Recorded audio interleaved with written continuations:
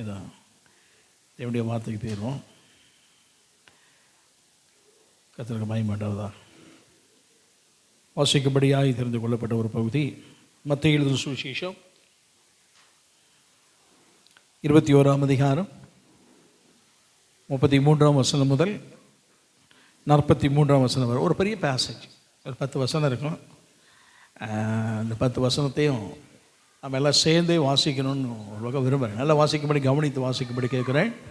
இதிலிருந்து தான் இன்றைக்கு தேவனுடைய வார்த்தையை சொல்ல விரும்புகிறேன். அவ்வளோ சொல்ல முடியாது, நேரம் அனுமதிக்கு வரைக்கும் நம்ம வார்த்தையை தியானிப்போம். எல்லாம் சேர்ந்து வாசிக்கும்படி கேட்குறேன். வேறொரு உவமையை கேளுங்கள். எல்லாம் சேர்ந்து. வீட்டு எஜமானாகிய ஒரு மனுஷன் அவன் ஒரு திராட்சை தோட்டத்தை உண்டாக்கி அதை சுற்றிலும் வேலி அடைத்து அதில் ஒரு ஆலையை கோபுரத்தை கட்டி தோட்டக்காரனுக்கு அதை குத்தையாக விட்டு புறதேசத்துக்கு போயிருந்தான். கனிகாலம் சமீபத்த போது அதன் கனிகளை வாங்கி கொண்டு வரும்படி தன் ஊழியக்காரரை தோட்டக்காரரிடத்தில் அனுப்பினான். தோட்டக்காரன் அந்த ஊழியக்காரனை பிடித்து ஒருவனை அடித்து ஒருவனை கொலை செய்து ஒருவனை கல்லெறிந்து கொன்றார்கள்.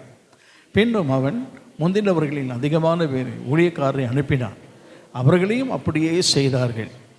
கடைசியிலே அவன் என் குமாரனுக்கு அஞ்சுவார்கள் என்று சொல்லி தன் குமாரனை அவனிடத்தில் அனுப்பினார்கள்.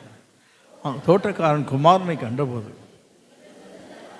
இவனை கொன்று இவன் சுதந்திரத்தை கட்டிக்கொள்வோம் வாருங்கள் என்று ஒருவர் சொல்லிக்கொண்டு அவனை பிடித்து திராட்சை தோட்டத்துக்கு புறம்பே தள்ளி கொலை செய்தார்கள். அப்படி இருக்க திராட்சை தோட்டத்தின் எஜமான் வரும்போது அந்த தோட்டக்காரரை என்ன செய்வான் என்று கேட்டார்.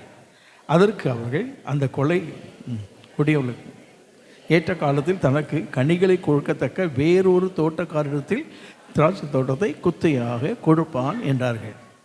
இயேசு அவர்களை நோக்கி, வீடு கட்டுவது ஆகாதென்று தள்ளின கல்லே மூளைக்கு தலை கல்லாயிற்று, அது கர்த்தர் ஆலயம் ஆயிற்று, அது நம்முடைய கண்களுக்கு ஆச்சரியமாக இருக்கிறது. நீங்கள் வேதத்தில் ஒரு காலம் வாசிக்கவில்லையா? ஆகையால் தேவனுடைய ராஜ்யம் உங்களிடத்திலிருந்து நீக்கப்பட்டு அதற்கேற்ற கனிகளை தருகிற ஜனங்களுக்கு கொடுக்கப்படும். இந்த கல்லின் மேல் விழுகிறவன் நொறுங்கி போவான், இவன் மேல் விழுமோ அவனை நசுங்கி போடும் என்று நான் என்றார். கர்த்தருக்கு மகிமை தான்.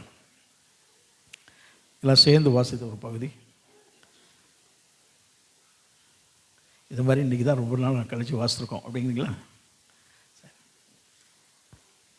வேதத்தில் சொல்லப்பட்டதான அற்புதமான இயேசு கிறிஸ்து இந்த உலகத்தில் இருந்த இந்த காலகட்டத்தில் அவர் எப்போதுமே ஓமைகளினாலே தன்னுடைய பிரசங்கங்களை ஜனங்களுக்கு அவர் போதித்து வந்தார். ஓமைகள்னு சொல்லும்போது என்ன அப்படின்னா, அன்றைக்கு அவர்கள் பயன்படுத்தின பொருட்கள், சூழ்நிலைகள், சம்பவங்கள், இவை எல்லாவற்றையும் வைத்து அவர்களுக்கு ஒரு பிரசங்கம் பண்ணுவார். கர்த்தருக்கு மகிமை உண்டாவதாக. அவரை குறித்து வேதத்தில் தீர்க்க தரிசனமாய் சொல்லப்பட்டது கூட சொல்லப்பட்டது. என்ன சொல்லப்பட்டதுன்னு அவர் ஓமைகளினாலே அவர் பேசுவார் அப்படின்னு சொல்லி சங்கீத புத்தகத்திலே தீர்க்க தரிசனமாய் சொல்லப்பட்டிருக்கிறது. எல்லாம் கதை இருக்கீங்களா? சரி, கவனிக்கும்படி கேட்குறேன். ஸ்டெப் பை ஸ்டெப்பாக கவனிக்கும்படி கேட்குறேன். ஆகவே இயேசு கிறிஸ்து இந்த உலகத்தில் வந்தபோது ஓமைகளினாலே அவர் சொன்னார். சில பொருட்கள், அவர் பயன்படுத்துகிற பொருட்களை வைத்து பரலோகத்தின் சத்தியங்களை எளிமையாக ஜனங்களுக்கு விளக்கி கொடுத்தார். ரொம்ப சொல்லப்போனா, நீங்கள் பூமிக்கு உப்பாக இருக்கிறீங்க அப்படின்னு சொல்லும்போது கேட்கும்போது கொஞ்சம் ஒரு மாதிரி இருக்கும். என்ன ரொம்ப ரொம்ப சீப்பான ஒரு பொருளாக மாற்றிட்டாரு நம்மளை அப்படிமோ. ஆனால் மிகவும் விலை குறைந்த ஒரு பொருள் தான். அந்த பொருள் இல்லைன்னா விலையேறப்பட்ட பொருட்களும் உதவாது. ஆமாம், கர்த்தருக்கு மகிமை உண்டாவதாக. ருசியை கொடுக்கக்கூடியது அது இல்லைன்னா ருசி இல்லை, அது இல்லாவிட்டால் பாதுகாப்பு இல்லை என்று பல காரியங்கள் உள்ளடக்கப்பட்டிருந்தாலும் அதை வைத்து ஆண்டவர் சொன்னார். அவர் சொல்லும் போதெல்லாம் அப்படி தான் சொன்னார், நீங்கள் இல்லைன்னா இந்த பூமி ருசியாக இருக்காது. ஆமாம், இங்கே தான் இருக்கீங்களா? அதான் சொன்னார், நீங்கள்லாம் பூமிக்கு உப்பாக இருக்கிறீங்க, வெளிச்சமாக இருக்கிறீங்க. கர்த்தருக்கு மகிமை உண்டாவதாக. ஒளி அவர், வெளிச்சம் தான். ஆமாம், கர்த்தருக்கு ஸ்தோத்திரம் உண்டாவதாக. அவர் ஒளியாக இருந்தாலும் வெளிச்சமாக இருக்கிறோம் என்று சொன்னார். நாம் வெளிச்சமாக இராவிட்டால் பூமி இருளாகி போய்விடும். இருளுக்குள் இருக்கிறவன் தான் என்ன நிலைமையில் இருக்கிறேன் என்று அவனுக்கு என்ன செய்யாது, தெரியாது. அவன் வாழ்க்கையை இதுதான் உன்னுடைய நிலைமை என்பதை அவனுக்கு சுட்டி காட்டுவதற்கு வெளிச்சம் வேண்டும். அவன் தன் நிலையை உணர்ந்து கொள்வதற்கு, பாதை அறிந்து கொள்வதற்கு, எல்லாவற்றுக்கும் அவனுக்கு நிலையை உணர்ந்து கொள்ளக்கூடிய காரியத்திற்கு வெளிச்சம் வேண்டும் என்பது போல ஆண்டவர் சொன்னார், நீங்கள் இருந்தால் தான் அவன் தன் நிலையை உணர முடியும், அவன் மேன்மையை அடைய முடியும், இன்னொரு விதத்தில் தேவனை குறித்த காரியங்கள் அறிந்து கொள்ள முடியும். இப்படி ஓமைகளினாலே கர்த்தர் அவர்களோடு பேசினார். எளிய முறைகளிலே ஆவிக்குரிய சத்தியங்களை, பரலோக சத்தியங்களை அருமையாய் கர்த்தர் அவர்களுக்கு எடுத்துக் கொடுத்தார். கர்த்தருக்கு மகிமை உண்டாவதாக. அவன் இந்த உலகத்திலே அந்த யூத சமுதாயத்தை தான் அவன் பிறந்தார். அங்கே இருக்கும்போது அவர்களுக்கு சொல்லிக் கொடுத்ததான பல காரியங்களிலே திராட்சை தோட்டத்தின் உதாரணம் நிறைய சொல்லியிருப்பார். திராட்சை தோட்டத்தை குறித்து ஆனால் நான் வாசித்த இந்த பகுதியில் திராட்சை தோட்டம் என்பது ஒரு உதாரணத்தை ஆண்டவர் சொன்னார். இதில் என்ன சொல்லப்பட்டிருக்குன்னா, ஒரு எஜமானுக்கு ஒரு பெரிய திராட்சை தோட்டம் உண்டு. திராட்சை தோட்டம் நம்மளோட மனதில் வர்றதெல்லாம் நமக்கு தெரிந்த அளவுக்கு தோட்டம்னு சொன்னால் எவ்வளோ தெரியும்? ஒரு ஒரு ஒரு ஒரு 20 சென்ட் 25 சென்ட் அந்த பகுதியில் இருக்கக்கூடியதான் ஒரு சின்ன அடைப்பு தான் நமக்கு தோட்டம் மாதிரி தெரியும். ஆனால் அவர்களை பொறுத்த மட்டும் திராட்சை தோட்டம் எப்படி சொல்லியாச்சுன்னா, உடனே ஒன்று சொல்லுறேன். ஆகாம் நாபோத்திடத்திலே கேட்குறான், என்னுடைய அரண்மனைக்கு அருகிலே உன்னுடைய திராட்சை தோட்டம் இருக்கிறது, அந்த தோட்டத்தை எனக்கு என்ன செய், தந்துவிடு என்று சொல்லுகிறேன். அதுக்கு பதில் வேறு தோட்டம் தாரேன்னு. சரி, திராட்சை தோட்டம் தானே நான் வாசிக்க மாதிரி தோட்டமே இவ்வளோ இருக்கும், கொஞ்சம் ஒரு 5 சென்ட், ஒரு 10 சென்ட், ஒரு 20 சென்ட், ஒரு 50 சென்ட். அப்படி திராட்சை தோட்டத்தில் நீளம் 2 கிலோமீட்டர் நீளம், 2 கிலோமீட்டர் அகலம் கொண்டது. அப்போ எவ்வளோ தூரம் இருக்கும் அப்படின்னு பார்த்தோன்னா, இங்கேருந்து நம்ம சர்ச்சிலேருந்து அப்படி போட்டோம்னா அந்த ஸ்ரீராம் நகரை தாண்டி இன்னும் கொஞ்சம் தள்ளி போகணும், நேராக போனேன். இந்த பக்கம் இருந்து பார்த்தோன்னா பஸ் ஸ்டாண்டை தாண்டி என்ன செய்யணும், பழைய பஸ் ஸ்டாண்டை தாண்டி போய் அந்த நேர் கோடு வச்சு போட்டோன்னா அந்த அளவுக்கு ஒரு சதுரம் போட்டுக்கிடுங்க, எவ்வளோ இருக்கும்? அவ்வளோ சாதாரணமாக ஒரு மனுஷனுடைய சுதந்திரம் திராட்சை தோட்டம். இந்த தோட்டத்தை தான் கேட்குறான். கிலோமீட்டர் கணக்கில் இருக்கக்கூடியதான் அவங்களுடைய தோட்டங்கள். ஏன்னா திராட்சை அவங்களுடைய முக்கியமான மூலப்பொருள். அவங்களுடைய தேசத்தினுடைய முக்கியமான ஒரு பானம் என்று சொன்னால் திராட்சை ரசம். கர்த்தருக்கு மகிமை உண்டாவதாக. ஆண்டவர் திராட்சை தோட்டத்தை எஜமான் செஞ்சார், குத்தகைக்காரர் கொடுத்துட்டார். குத்தகைக்காரர்கள் வாங்கினவர்கள் அதில் நல்ல பழங்கள் வரும். குத்தகைக்கு விட்டாச்சுன்னா ஓனருக்கு ஒரு 50% உண்டு. அந்த டாக்குமெண்ட் போட்டாங்களோ தெரியாது. ஆனால் 50% அவங்களுக்கு, 50% ஓனருக்கு. எஜமானுக்கு 50% கொடுக்கணும். அப்போ கனிக்காலம் சமீபத்தை விட்டது. அப்போ வாங்குவதற்கு வேலைக்காரரை அனுப்புகிறார். வேலைக்காரரை பார்த்தோன்னா குத்தகைக்காரன் நினச்சானுங்க, 100 நாமே எடுத்துக்கொள்ளும், அவருக்கு 50% கொடுக்க வேண்டாம், நாமளே எடுத்துக்கொண்டு வேலைக்காரனை நிமித்தி எடுத்துட்டாங்க. சிலர் கொலை செய்தாங்க, கல் எரிஞ்சிட்டு கொண்டுட்டாங்க.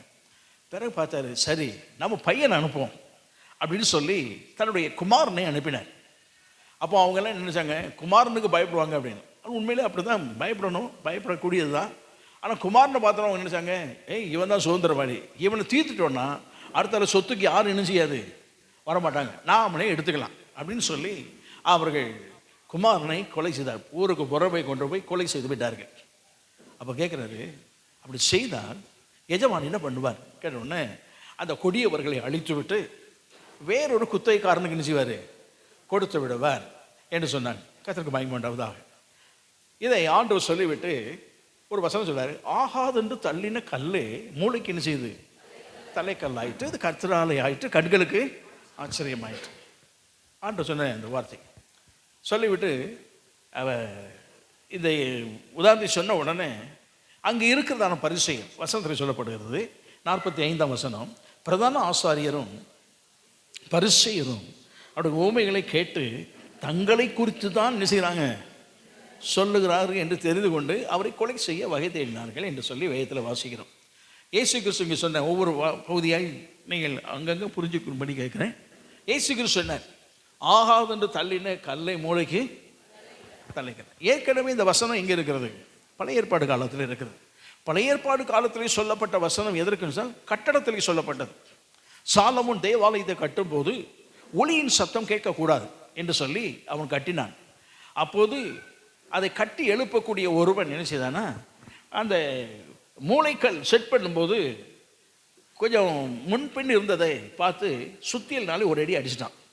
அங்கே நின்ற சாலமோன் அந்த சத்தத்தை கேட்ட உடனே, இந்த எல்லையிலே சுத்தியல் சத்தமே கேட்கக்கூடாதுன்னு சொல்லி தான் கட்டடம் கட்டுறோம் அப்படின்னு சொன்னால், கேட்ட கல் எதுன்னு கேட்டு எந்த கல்லில் அடிச்சான்னு அந்த கல்லை தூக்கி வெளியே வீசிட்டான்.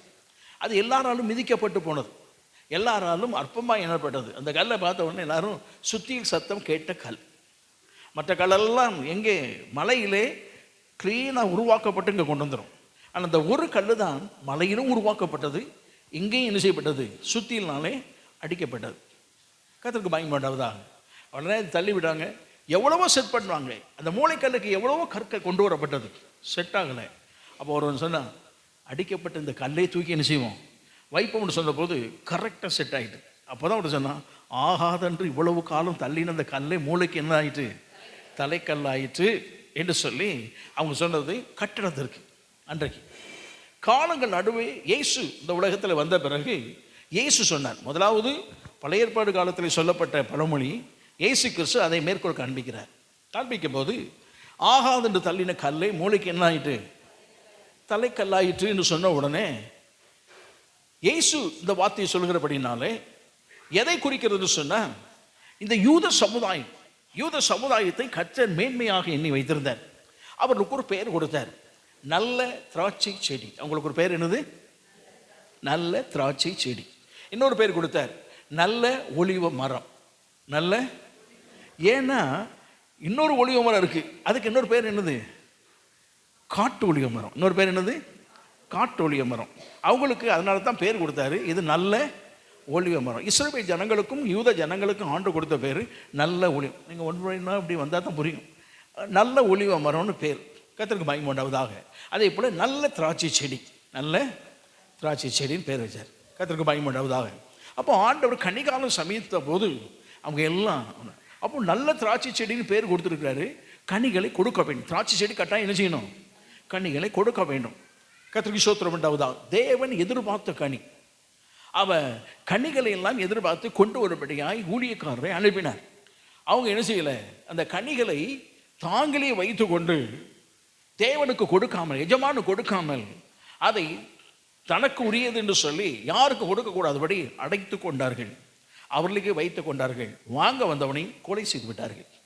கர்த்தருக்கு பயன்படுவதாக. எஜமான் பார்த்தார், எனக்கு கொடுக்கக்கூடாத ஒரு கனியை இவன் வைத்திருப்பான்னு சொன்னான். கொடுத்ததே நான் தான். கொடுத்தது யார் தான், கொடுத்தது யார் தான், நான் தான் கொடுத்தேன். எனக்கு கொடுக்க வேண்டிய பங்கு, எனக்கு கொடுக்க வேண்டியதான காரியத்தை இவன் கொடுக்காதபடினாலே இவனை குத்தகைக்காரனை மாற்றிடுவோம். குத்தகைக்காரன் என்ன செய்வோம், கொலை செய்த ஆட்களுக்கு தண்டனை கொடுத்தாரு. குத்தகைக்காரனை மாற்றுவோன்னு சொல்லி குத்தகைக்காரனை மாற்றினார். அடுத்த குத்தகைக்காரர் யாருன்னு நினைக்கிறீங்க, காட்டொழிய மரம்னு சொன்னோமே, நீங்களும் நானும் தான். இந்த உலகத்தில் நீங்களும் நானும் தான். ஏன் அப்படின்னு சொன்னால், நாம் அந்த எல்லைக்கு நாம் பாத்திரர் அல்ல. அதான் பவுல் சொல்லுகிறான், நாம் கிறிஸ்துவை சேராதவர்கள், காணி ஆட்சிக்கு புறம்பானவர்கள், தேவனுடைய சமூகத்தில் சேர தகுதியற்றவர்கள். வேதம் அவர்களுடையது, ஆராதனை முறைமைகள் அவர்களுடையது, சடங்காச்சாரங்கள் அவர்களுடையது, வேத வசனம் அவர்களுடையது, தேவனும் அவருடையது. எல்லாமே யாருடையது, அவருடையது. அப்போ நமக்கு என்ன இருக்கு, ஒன்றும் இல்லை. உருவாக்கப்பட்டதோடு சரி. இந்த உலகத்தில் உருவாக்கப்பட்டு பாவத்தில் அக்கிரமத்தில் உழைந்து கிடந்தோம். ஆகாதென்று தள்ளிவிடப்பட்டவர்கள், புறம்பாக்கப்பட்டவர்கள், காணி ஆட்சிக்கு தகுதி இல்லாதவர்கள். ஆண்டவர் பார்த்தாரு, இவன் இப்படி போயிட்டான், இவனுக்கு குத்தகை கொடுப்போன்னு சொல்லி புரஜாதி ஜனங்களாய் தகுதியற்ற இந்த ஜனங்களுக்கு அந்த பகுதியை குத்தகை கொடுத்துட்டார். திராட்சை தோட்டத்தை யார் கொடுத்தாரு, அப்போ உங்களுக்கு எனக்கு நினைச்சிட்டாரு. புரியுதா, புரியுதா, வேறொன்றுக்கு கொடுப்பாருன்னு சொன்னார் இல்லையா, அந்த குத்தை கொடுத்தாரு. அப்போ தான் ஆண்டு சொன்னார், எப்பா இவ்வளோ நாள் இந்த பிரஜாதி ஜனங்கள் ஆகாதென்று நீங்கள் தள்ளுனீங்க, இவர்கள் புறம்பாக்கப்பட்டவன்று தள்ளினீங்க, கிறிஸ்துவை சேராதவன்று தள்ளினீங்க, யூத சமுதாயம் மட்டும்தான் மேன்மை, யூத சமுதாயம் மட்டும்தான் கர்த்தருக்கு உரியது என்றெல்லாம் சொன்னீங்க. இன்றைக்கு ஆகாதன்னு தள்ளின அவர்களே உங்கள் இடத்துக்கு வந்துட்டாங்க. அவர்களே எங்கே வந்துட்டாங்க, உங்கள் இடத்துக்கு வந்துட்டாங்க. நீங்கள் புறம்பாக்கப்பட்டு போயிட்டீங்க.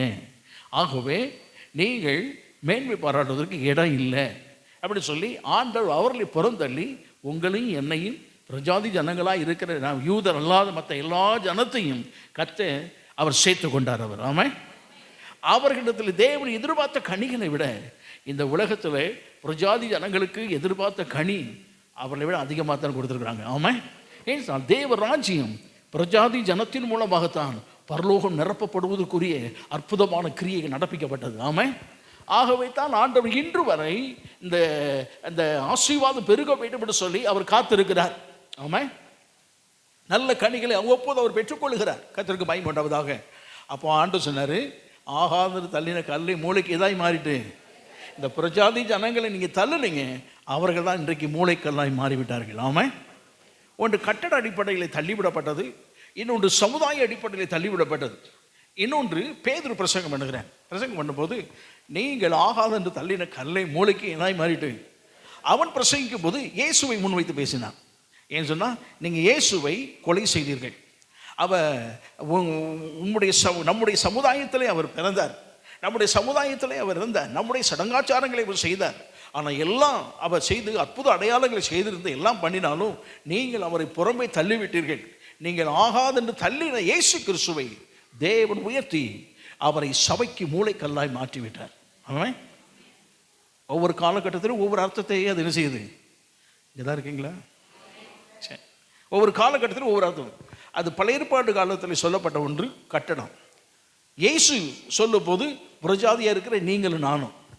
பேதுரு பிரசங்கிக்கும் போது அது இயேசு. ஆக எந்த அடிப்படையில் பார்த்தாலும் எவைகள் ஆகாதென்று தள்ளப்பட்டதோ அதுதான் தேவனுடைய பார்வையிலே முதன்மை வகித்தது. ஆமாம், இந்த கால விழாண்டு சமுதிரம் வந்திருக்கிறோம், முதன்மை வைக்க கத்த நமக்கு சிலாக்கியம் கொடுத்துருக்கிறார். ஆமாம், இது ஒரு பகுதி. எப்படி சிறப்பாக இப்போ ஆண்டவர் இங்கே திராட்சை தோட்டத்தை குறித்து சொன்னார். அப்போ இதை கனிகளை கொடுக்காதபடியினாலே அந்த கொடியவர்கள் கனிகளை கொடுக்காத மாத்திரம் இல்லை, வந்தவர்களை கொலை செய்தபடினாலே அவர்களை என்ன செய்தாங்களாம், எஜமான் வந்து கொடியவர்களை தண்டித்தார். அப்போ யூத சமுதாயத்தில் ஆண்டவர் எதிர்பார்த்த கனிகளை கொடுக்காதபடினாலே அவர் பிரசங்கிக்கும்படியாக இந்த உலகத்தில் ஆட்களை அனுப்பினார். இந்த மத்தேயு புத்தகத்திலே வாசிக்கிறோம் 3ஆம் அதிகாரத்தில் யோவான் ஸ்நானகர் வந்து அவன் பிரசங்கிக்கிறான். 3ஆம் அதிகாரம் 8ஆம் வசனத்தில் மனம் திரும்புவதற்கு ஏற்ற கனிகளை நீங்கள் என்ன செய்ய வேண்டும், கொடுக்க வேண்டும். கர்த்தருக்கு மகிமை உண்டாவதாக. அதான் எப்பா இவ்வளவு நாட்களும் ஆண்டவர் உங்களிடத்தில் கனிகளை எதிர்பார்த்தார். இந்த ஜாதி ஜனம் இந்த உலகத்தில் அடிமையாய் போனது மறுபடியும் துளிர்த்து கட்டப்பட்டதுன்னு சொன்னால் யூத சமுதாயத்தை தவிர வேறு யாருமே கிடையாது. ஆமாம், மட்டும் சொல்லுகிறேன், யூதர்கள் மற்றும் நேபுகாத்நேச்சரால் சிறைபிடிக்கப்படவில்லை. சுற்றி உள்ள சீரிய தேசம், மோவாபிய தேசம், ஏதோம் தேசம், இதெல்லாம் சிறைபிடிக்கப்பட்டு போனது. ஆனால் திரும்பி வந்தது யாரு தான்? யூதர்கள் மட்டும்தான் திரும்பி வந்தாங்க. ஏதோமியர் எங்கே போனாங்கன்னு தெரியாது, மோவாபியர் எங்கே போனாங்க தெரியாது, அங்கே இருக்க சீரியர்கள் எங்கே போனாங்கன்னு தெரியாது. இதை போல அசீரியன் இஸ்ரவேல் சமுதாயத்தை சிறைப்பிடித்தான், சுற்றியுள்ள வேறு சமுதாயத்தை சுற்றி அவன் பிடித்தான், எய்த்தியர்களெல்லாம் அடக்கினான். கர்த்தருக்கு மகிமை உண்டாவதாக. அவரெல்லாம் அடக்கினான். மறுபடியும் அவர்கள் சிறைப்பட்டு திரும்பி போகும்போது அவர்கள் ஒரிஜினல் எய்த்தியராகவோ ஒரிஜினல் சீரியராகவோ போகவில்லை, கலப்பினமாகவே போய்விட்டார்கள். யூத குலம் ஒன்று தான் அவர்கள் போன மாதிரி சுத்தமாய் திரும்பி வந்தவர்கள். ஆமாம், இங்கே இருக்கீங்களா? இது இது இது இதை தவிர இன்னும் ஆண்டவர் சொல்ல போனால் இந்த சிறைபிடிக்கப்பட்டு திரும்பி வந்ததில் அவர்கள் ஒருத்தர் தான் ஜனமாய் இருந்தவர்கள். மறுபடியும் பேசக்கூடிய அளவிற்கு அவர் ஆண்டவர் சொல்றாரு, எப்போ உங்களை மறுபடியும் துளிர்க்க பண்ணினார். மறுபடியும் என்ன செய்தார்?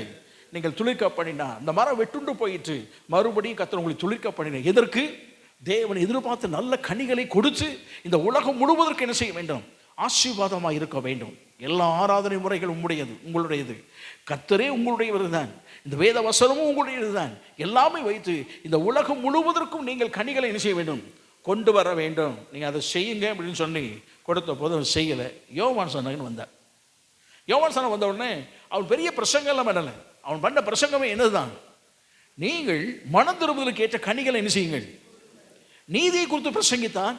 அந்த நீதியை குறித்து பிரசங்கிப்பது எதற்கு என்று சொன்னால் மனம் திரும்புதலுக்கு ஏற்ற கனி. அவன் ஆண்டவர் எதிர்பார்க்கக்கூடிய ஒரு கனி. இவங்க திராட்சை செடி, இவங்க கனிகளை கொடுக்க வேண்டும் என்று சொல்லி ஆண்டவர் யோவான் ஸ்நானகன் மூலமாக சொன்னார். அப்பவும் சொல்கிறான், எனக்கு பின்னால் ஒருத்தர் வருகிறார், அவர் எனக்கு முன்னிலே இருந்தவர். கவனிக்கிறீங்களா? எனக்கு பின்னால் ஒருத்தர் என்ன செய்கிறாரு?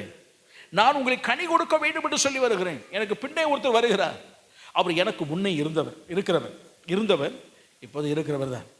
அவர் வருகிறார். அவருடைய பாதரட்சியின் வாரை அவிழ்ப்பதற்கு எனக்கு என்ன கிடையாது. ஏன்னு சொன்னால் அந்த தேவாதி தேவனே மறுரூபமாய் மனுஷ அவதாரத்தில் வந்து கொண்டிருக்கிறார். அவருக்குத்தான் வழிகளை ஆயத்தப்படுறேன். நீங்கள் இப்போ கனி கொடுத்தீங்கன்னா அவர் மகிழ்ச்சி அடைவார். கனி கொடுத்தா என்ன செய்வார்? மகிழ்ச்சி அடைவார். இந்த கனிகளை புறஜாதி ஜனங்களுக்கு கொண்டு போய் அந்த ஜனங்களெல்லாம் தெய்வ சமூகத்தில் வருவதற்கு உதவி செய்வார். நீங்கள் கனி கொடுக்க வேண்டும் என்று சொன்னார். அந்த ஜனங்களை கொடுக்கல. இயேசு கிறிஸ்து வந்தார். இயேசு கிறிஸ்து வந்தார். இவன் வேலைக்காரன். கனிகளை கொடுப்பதற்கு ஆண்டு அனுப்புகிற வேலைக்காரங்களாம் ஒரு மாதிரி தான் பேசுவாங்க. எஜமான் அதிகாரம் இருந்ததுனால கனி கொடுக்குறியா இல்லையாடா அப்படின்னு சொல்லி பயங்கரமாக கேட்பாங்க. ஆனால் மகன் வந்தான், குமாரன் வந்தான். குமாரன் அப்படி கேட்கல, ரொம்ப சாஃப்டாக கேட்டார். யோவான் சுவிசேஷம் 15ஆம் அதிகாரம் அதில் சொல்லப்படுகிறது, 16ஆம் வசனத்து விதமாய் சொல்லப்படுகிறது. அவர் கேட்கிற விதத்தை பாருங்க. நீங்கள் என்னை தெரிந்து கொள்ளவில்லை, நீங்கள் என்னை தெரிந்து கொள்ளவில்லை, நான் உங்களை தெரிந்து கொண்டேன். நீங்க என்ன தெரிஞ்சு கொள்ள, நான் மெய்யான தேவன் என்பது உங்களுக்கு என்ன செய்யாது, தெரியாது. நான் தான் உங்களை என்ன செய்து கொண்டேன், தெரிந்து கொண்டேன். ஆபிரகாமிலிருந்து தெரிந்து கொண்டேன். இன்றைக்கு இவ்வளவு திரளான ஜனங்கள் இருக்கிறீங்க, நான் தான் உங்களை தெரிந்து கொண்டேன். நீங்கள் என் நாமத்தினாலே பிதாவை கேட்டுக்கொள்வது எதுவோ அதை அவர் உங்களுக்கு கொடுக்கத்தக்கதாக நீங்கள் போய் கனி கொடுக்கும்படி. நல்ல கவனிங்க. தேவன் உங்களுக்கு பதில் கொடுக்க வேண்டும், அற்புதம் செய்ய வேண்டும், இதெல்லாம் இருக்குது. ஆனா நீங்க என்ன செய்யணும், போய் கனி கொடுக்கும்படி, உங்கள் கனி நிலைத்திருக்கும்படி உங்களை நான் என்ன செய்தேன், கர்த்தர் அவர்களை ஏற்படுத்தின விதம் எதற்கு, யூத குலத்தையும் இஸ்ரவேல் ஜனத்தை ஏற்படுத்தின விதம் எதற்கு, இந்த உலகம் முழுவதும் கனியை ருசிக்க வேண்டும். தேவனுடைய கனி, தேவன் எப்படிப்பட்ட அந்த கனி ருசிக்க வேண்டும், இவர்களும் தேவன் ருசிக்கும்படியான அந்த வாழ்க்கை என்ற முறையை கனியினாலே அவர்கள் தெரிவிக்க வேண்டும். ஆமா, இங்கே தான் இருக்குங்களா? ஒன்று ஒன்றா வாரேன், உங்களுக்கு எப்படி புரியுதோ தெரியலை. கர்த்தருக்கு பயப்படுவதாக. அப்போ ஆண்டவர் இயேசு பிரசங்கிக்கும் போது யோவான் சாணம் பண்ணான், மரமானது கோடாரியானது மரத்தின் வேறருகே என்ன செய்யப்பட்டிருக்கு, வைக்கப்பட்டிருக்கு. கனி கொடுக்கலைன்னா போட்டு தள்ளிடுவார். அவனோட பாஷை என்ன, நம்ம பாஷையில் சொன்னால் என்னது, கனி கொடுக்கலைன்னா என்ன செய்வார், போட்டு தள்ளிடுவார் அப்படின்னு சொல்லி. அவன் வேலைக்காரன் அப்படி தான் பேசுவான். ஏன்னா வேலைக்காரனுக்கு கொடுக்கப்பட்ட இது அப்படி தான் அவன் பேசுவான். வந்த ஊழியக்காரர்கள், வந்த தீர்க்கதரிசிகள், வேலைக்காரர் ரொம்ப தயவால் யாரும் என்ன செய்யலை, பேசலை. கனியை எதிர்பார்த்து அவர் பிரசங்கிக்கும் போது ஜனங்கள்கிட்ட ரொம்ப கட்டாயமாய் அல்லது அதிகாரத்தோடு தான் பிரசங்கித்தார்கள். குமாரன் வரும்போது ரொம்ப சாஃப்டாக பேசினார்.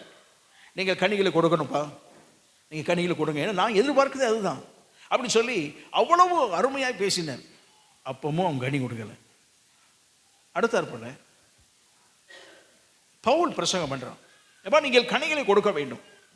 அவன் பேசும்போது கொலோசைக்கு எழுதும்போது 1ஆம் அதிகாரம் 10ஆம் வசனம் சொல்லும் போது, நீங்கள் கனிகளை கொடுப்பதுன்னா அந்த கனிகளை கொடுக்கும் போது அவரை அதிக அறிவின் மேன்மேலே என்ன செய்வீங்க, வளர்வீர்கள். வாசிங்கள். சகலவித நற்கிரியைகளுமாகிய கனிகளை, சகலவித நற்கிரியைகளுமாகிய கனிகளை தந்து தேவனை அறிகிற அறிவில் விருத்தி அடைந்து. கர்த்தருக்கு பயன் வேண்டுவதாக. நீங்கள் சகல விதமான நற்கிரியைகளாகிய கனிகளை என்ன செய்ய வேண்டும், தர வேண்டும். யோவான் சாணன் வேலைக்காரன் தான், குமாரன் வந்து பிரசங்கித்தார், அவர் அனுபவித்த பவுல் வந்து பிரசங்கம் பண்ணான். கனியே என்ன செய்யலை, கொடுக்கவில்லை. கிபி 70 ஆண்டவர் பார்த்தாரு, தீத்து ராயின் மூலமாய் அந்த யூத தேசம் முற்றுகையிடப்பட்டு, எருசலேம் முற்றுகையிடப்பட்டு அது சிதறடிக்கப்பட்டு போயிட்டு, தேவாலயம் எரிக்கப்பட்டு போயிட்டு, தேவாலயத்தில் உடைச்சி எரிஞ்சிட்டான், கோட்டை சுவரெல்லாம் உடைத்து எரிஞ்சிட்டான், ஒவ்வொரு கல் இன்னொரு கல்லின் மீது இராதபடிக்கு எடுத்து போட்டான்னு சொல்லப்படுகிறது. அப்படி சொன்னால் என்ன அர்த்தம் அப்படின்னா, ஒருத்தர் சொன்னால் ஒரு கல்லுக்கு இடையில ஒரு காலகட்டத்தில் பஞ்சம் அல்லது ஒரு கஷ்டமான சூழ்நிலைகள் வந்தால் பொருளாதாரத்துக்கு இல்லாமல் போயிடும். அப்போ என்ன செய்யலாம், அந்த ஒரு கல்லுக்கு இடையில சாந்து வைக்கும்போது தங்கத்தையும் உருக்கி என்ன செய்வாங்க, ஊற்றி வச்சிருக்கிறாங்க. நாட்களில் என்ன செய்யலாம், கொஞ்சம் கல்லுகள்லாம் உடைச்சி எடுத்து அந்த தங்கத்தை எடுத்து விற்றாது என்ன செய்யலாம், தேசத்தை காப்பாற்றலாம்ங்கிற ஒரு ஒரு வதந்தியை ஒருத்தன் கிளப்பி விட்டான்.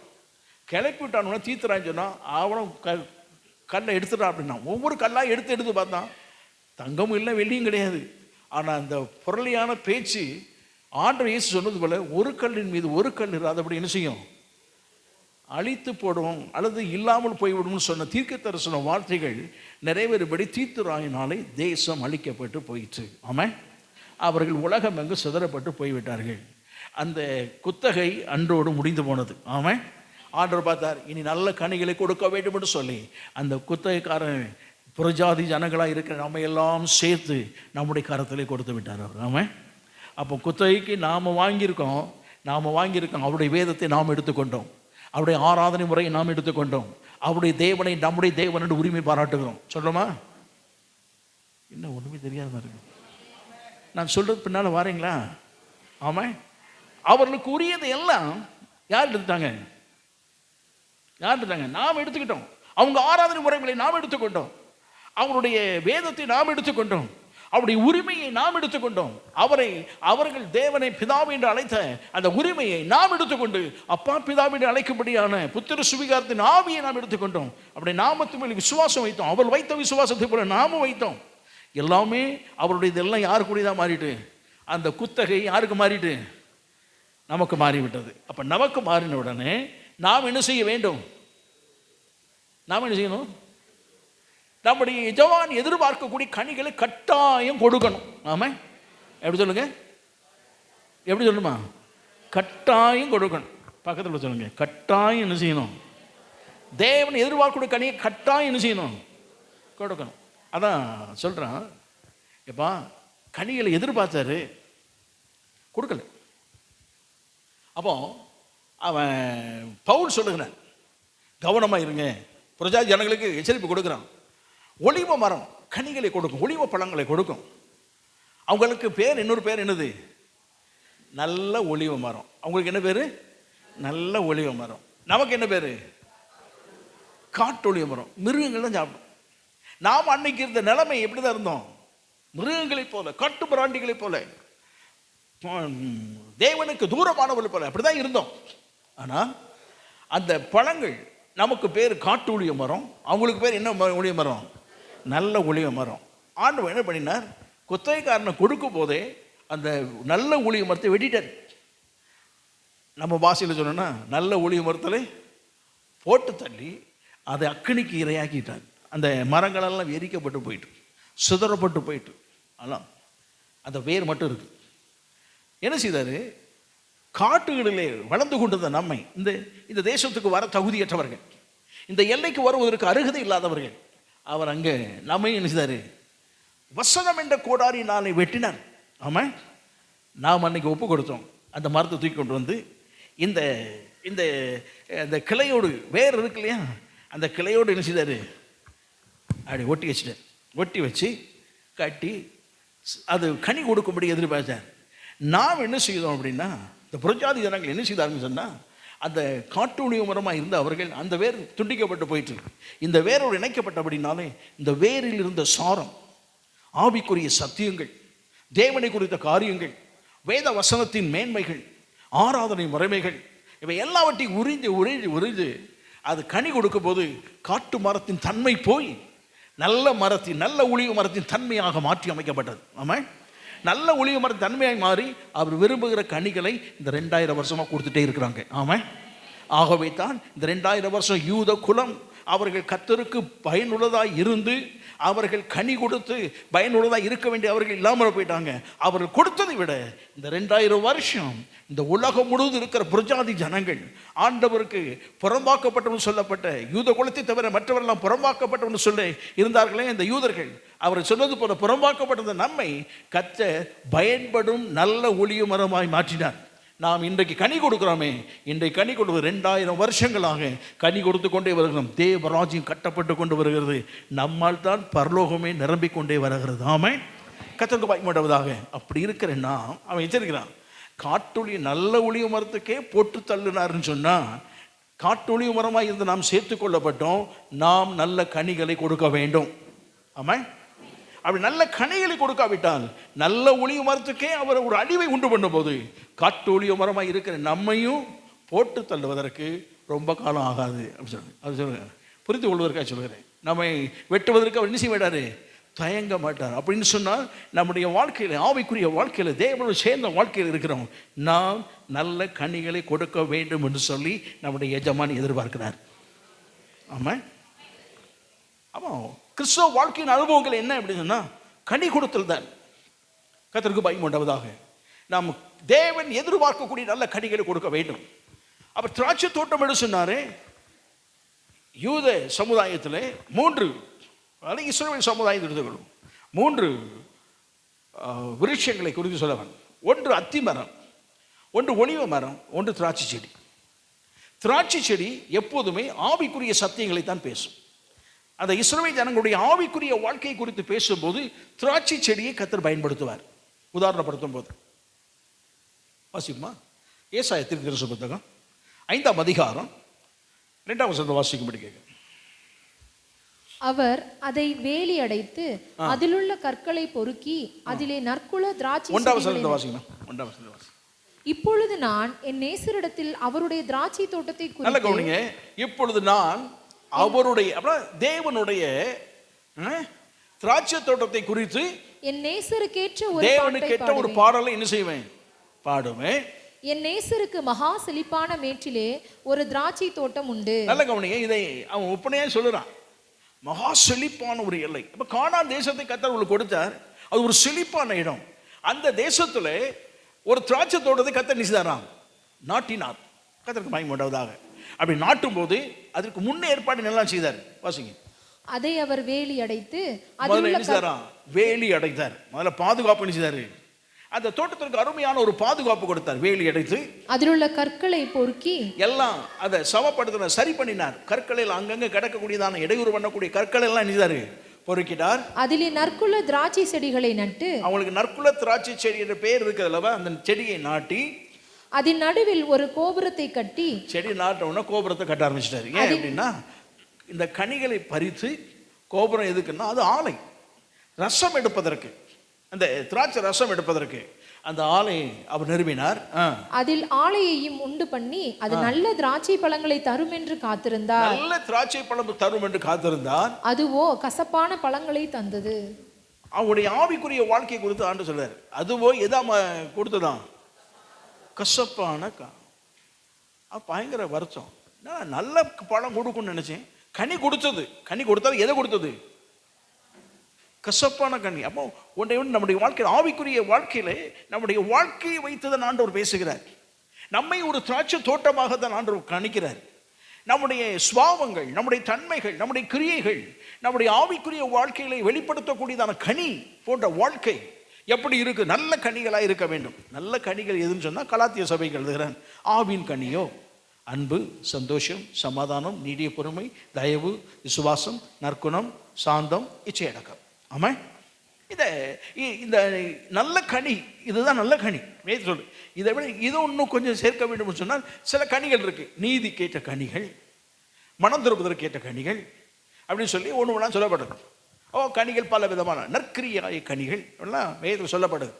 அப்போ ஆண்டவன் நல்ல கனி இதுதான் கொடுக்கணும் என்பதை எதிர்பார்த்தார். ஆனால் அந்த கனிகளும் கனி கொடுக்கும் எதை கொடுத்துதான்?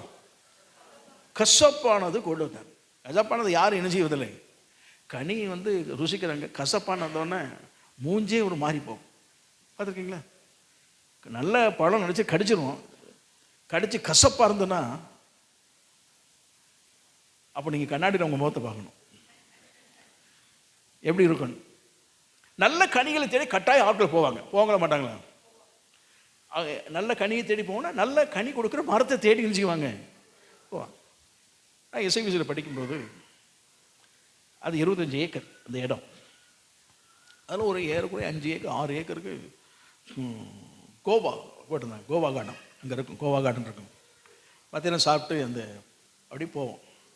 பழங்கள் எடுத்து சாப்பிடும். ஏறக்குறைய ஒரு 1000க்கு மேலே மரங்கள் அங்கே இருந்தது. கோவா மரமே 1000க்கு மேலே இருக்கு. யாராவது போவாங்க, அப்படி எடுத்து சாப்பிட்டுட்டு நம்ம 2 பேரும் வந்துடுவான். நான் போவேன். நான் போயிட்டு அந்த பழத்தை நினைச்சிருது ஒவ்வொரு சாப்பிடுவேன். ஒரு மரத்தில் சாப்பிடுவேன். ஒரு கனி தான் கடிப்பேன். நல்லா இல்லைன்னா போட்டுருவேன். கடிப்பேன்.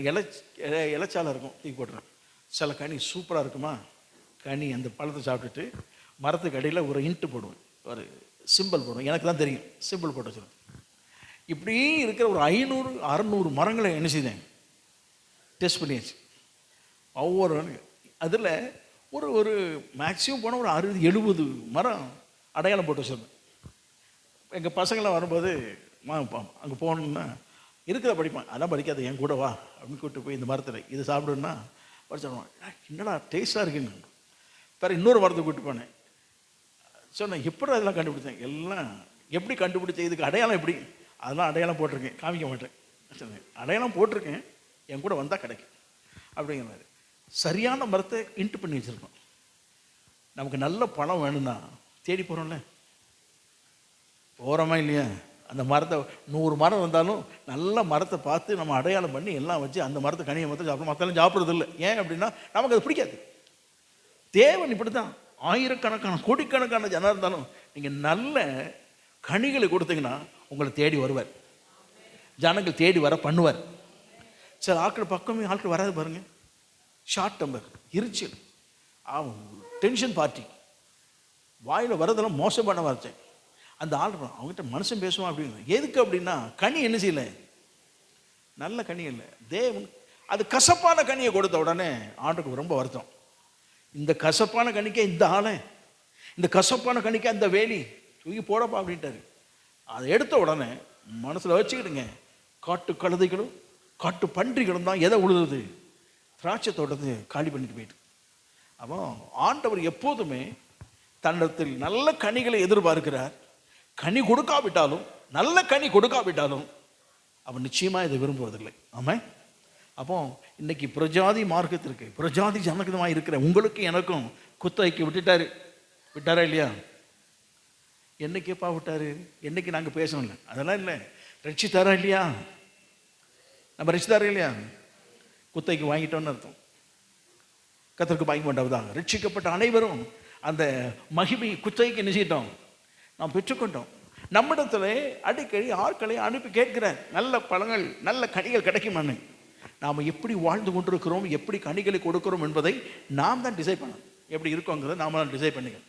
சரி, இதெல்லாம் நீ இன்ட்ரடக்ஷன்லாம் சொல்லு. அப்போ ஆண்டவர் நம்மை ஆவிக்குரிய வாழ்க்கையில் சொல்லும் போது திராட்சை தோட்டமாய் கர்த்தர் வைத்திருக்கிறார். திராட்சை செடி ஆவிக்குரிய சத்தியம், ஆவிக்குரிய வாழ்க்கை. ஒலிவ மரம் அவருடைய தேசம், யூதா தேசம் என்று சொல்லிக்கணும். ஆகவே தான் அவங்களுடைய கொடியிலே ஒலிவ இலை இருக்கும். உங்கள் கொடியில் என்ன இருக்கும்? ஒலிவ இலை. அத்தி மரம் சமுதாய வாழ்வு. ஆண்டவர் சொன்னார், அத்தி மரம் துளிர் விடும்போது கர்த்தருக்கு மகிமை உண்டாவதாக. ஒரு அத்தி மரத்தை பார்த்தார். அத்தி மரத்தை பார்த்து அது வரவேற்றது. ஏன் அப்படின்னா இலைகள் நிறைய இருந்ததுன்னா கட்டாயம் எது இருக்கும்? பழங்கள் உள்ள இருக்கும். ஆனால் கனிகாலம் இல்லை என்று சொல்லுவது என்பது அது சீசன் தவறி போய் இருக்கு என்பதில்ல பொருள். அந்த பொருள் என்னென்னா பறித்து அதுக்கப்புறம் மீதியாய் விடப்பட்ட காலம், மீதியாக இணைஞ்சப்பட்ட காலம் கனிகளை விடப்பட்ட. அவங்களுக்கு ஒரு சட்டமே உண்டு. முதல் நேரம் கனிகளை தட்டி எடுக்கணும். அடுத்தாக்கில் காயாக இருக்கும், 50% காயாக இருக்கும், 20% காயாக இருக்கும். அப்போ தான் சில இது வளர்ந்து வரக்கூடிய பருவமாக இருக்கும். சில 60% காயாக இருக்கும். இவன் பழங்களெல்லாம் எடுத்துருவான். அடுத்தாற்போல் பழங்களை அடிப்பதற்கு என்ன செய்யக்கூடாது, போகக்கூடாது. ஏன் அப்படின்னா அது வருவர் போவருக்கு என்னதான் இருக்கணும், உணவாக இருக்கணும்.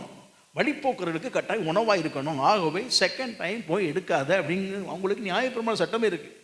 அதில் நிறைய இருக்குது. அதில் ஒன்று வயல்வெளியில் இருக்குது. வயல்வெளியை அறுத்தாச்சு, கட்டுகளை அறுத்தோம்.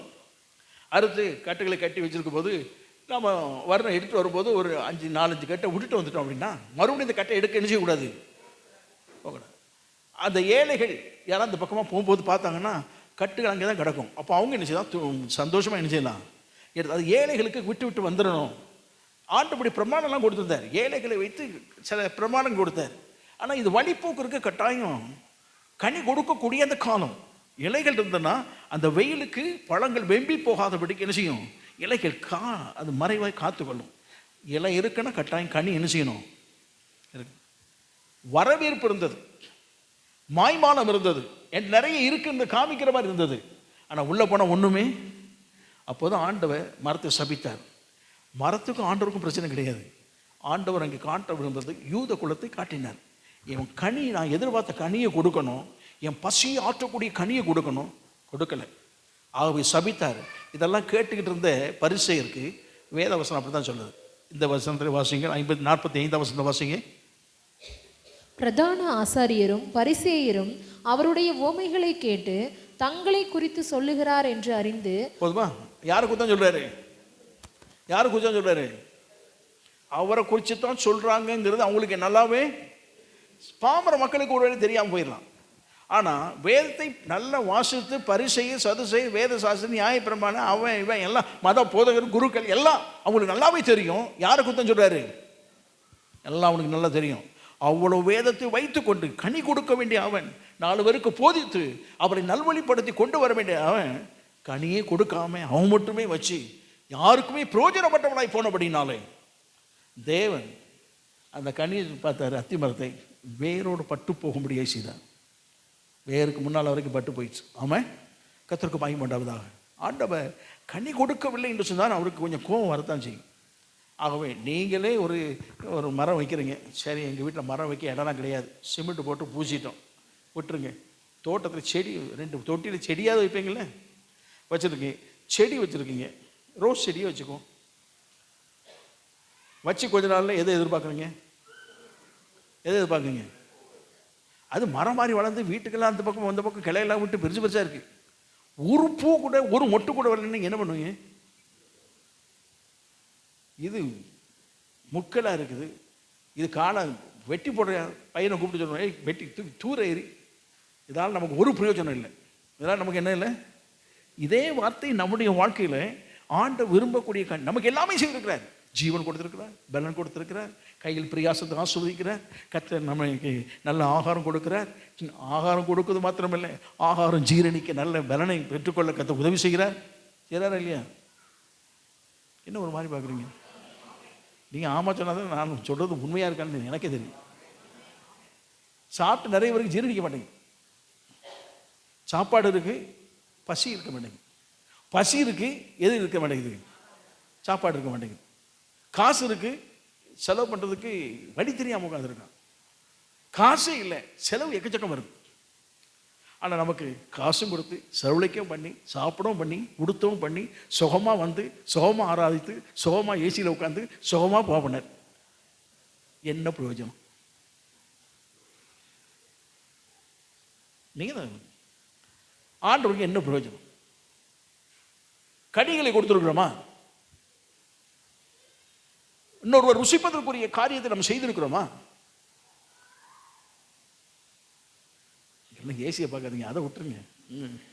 என்ன பாருங்க, கர்த்தருக்கு மகிமை பண்ணுறது. அது ஏதோ வந்தது வழிபோக்கர்கள், அதெல்லாம் வழிபோக்கர்கள் வந்துட்டோம்.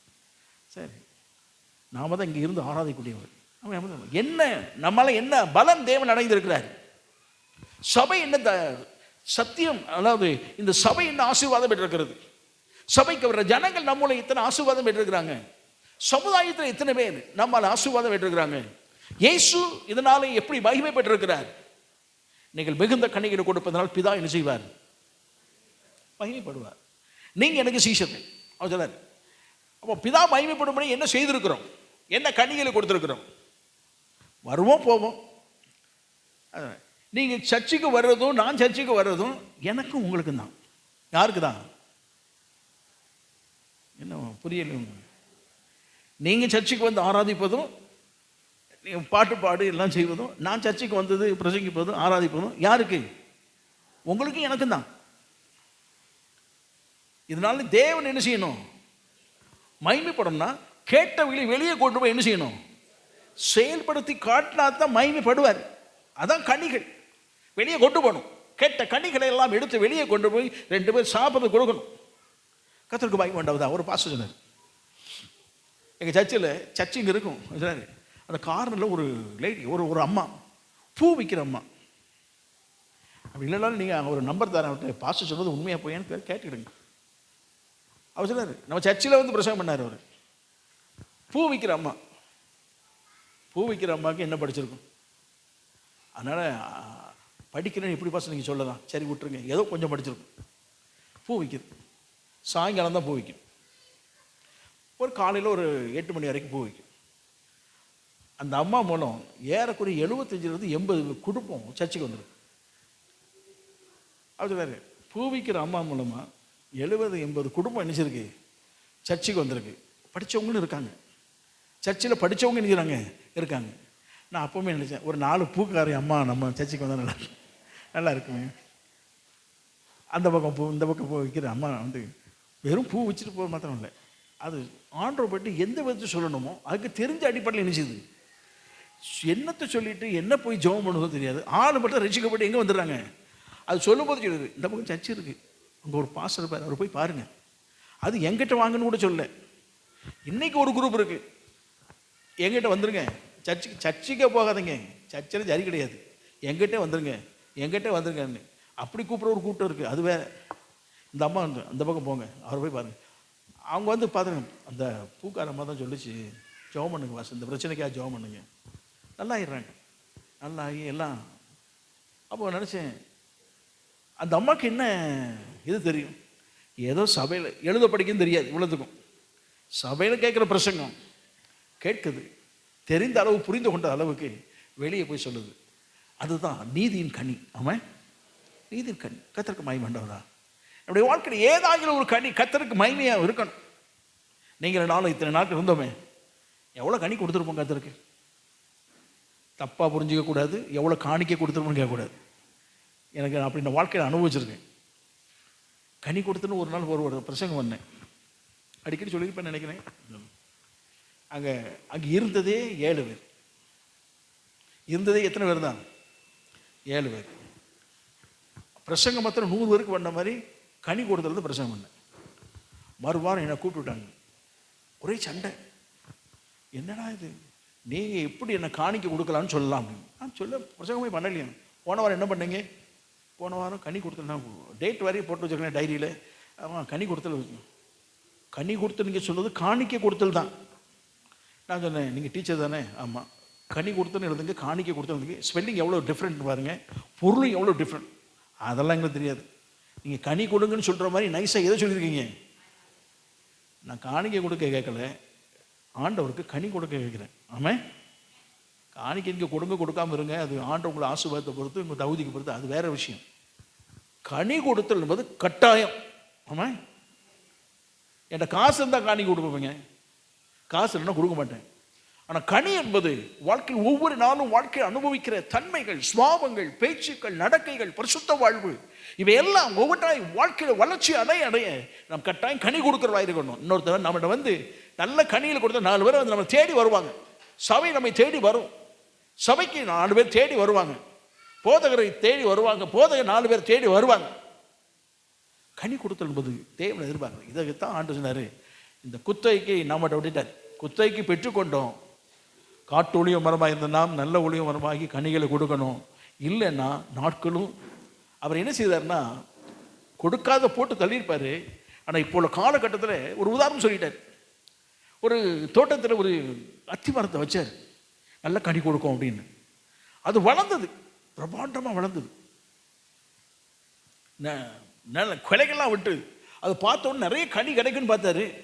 கனி கொடுக்கக்கூடிய காலம் அது. உடனே வச்ச உடனே எதிர்பார்க்க மாட்டார் ஆண்டவரும். அது காலம். இப்போ 5 ஆண்டு ஆச்சுன்னா தென்னை மரங்க இது கொடுக்கணும். 4 வருஷம் முடிஞ்ச உடனே, 4வது வருஷம் முடிஞ்சு 4.5 வருஷம் ஆன உடனே அது பானை, தென்னை பால் விடும். அப்போது வீட்டில் உள்ளவங்களாம் மகிழ்ச்சி. வெளியே உள்ள ஆட்கள்லாம் நினைச்சுவாங்க, பாலை விட்ட உடனே நினைச்சுவாங்க பொங்கல் வச்சுருவாங்க. அதனோட அர்த்தம் என்னென்னா அது ஒரு மகிழ்ச்சி. அது என்னது? ஒரு மகிழ்ச்சி. பால் அது கனி கொடுக்க ஆரம்பிச்சிட்டு, மனுஷனே ஒரு மரம் கொடுக்க ஆரம்பிச்சோன்னா பொங்கல் கொண்டாடுறான். நம்முடைய ஆண்டவர் பரலோகத்தில் கொண்டாடி வர போல தெரியுது, அவர் கொண்டாட மாட்டேங்கிறார். அதுதான் ஒரு மனுஷன் மனம் திரும்பின உடனே பரலோகம் என்ன செய்யுது?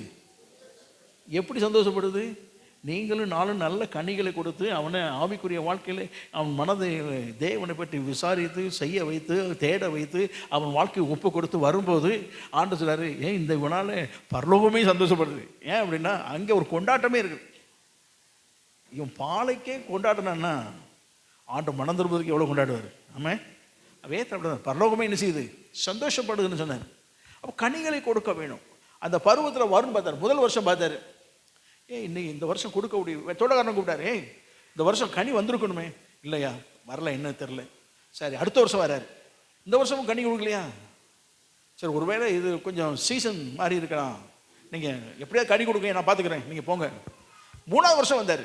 வந்தவங்க பயங்கர கோபம், 3 வருஷம் பார்த்துட்டு கனி கொடுக்கல, வெட்டிருந்தார். அப்போ தோட்டக்காரன் கேட்டான், கொஞ்சம் இருங்க, இந்த வருஷம் கொடுங்க, 1 வருஷம் எக்ஸ்ட்ரா கொடுங்க, நான் வெட்டி கொத்தி பண்படுத்தி எல்லாம் உரம் போட்டு வைக்கிறேன், கனி கொடுத்தாலும் பார்ப்போம், கனி கொடுக்காட்டாலும் பார்ப்போம், நீங்கள் அடுத்த வருஷம் வாங்க அப்படின்னா. அந்த காலத்தை பெற்றுக்கொண்டார். நம்ம பரிசுத்த ஆவியானவர் இயேசு பிதாவினிடத்தில் உங்களுக்கு எனக்கும் கனிகளை கொடுப்பதற்கு காலத்தை எக்ஸ்ட்ரா வாங்கியிருக்காங்க. இதனால் வரை கனி கொடுக்கலைன்னா இந்த எக்ஸ்ட்ரா காலத்தில் அதன் சாரத்தை உறிந்து கனி கொடுக்கக்கூடிய அனுபவத்துக்கு வருவோம். ஆமாம், இங்கே தான் இருக்கீங்களா?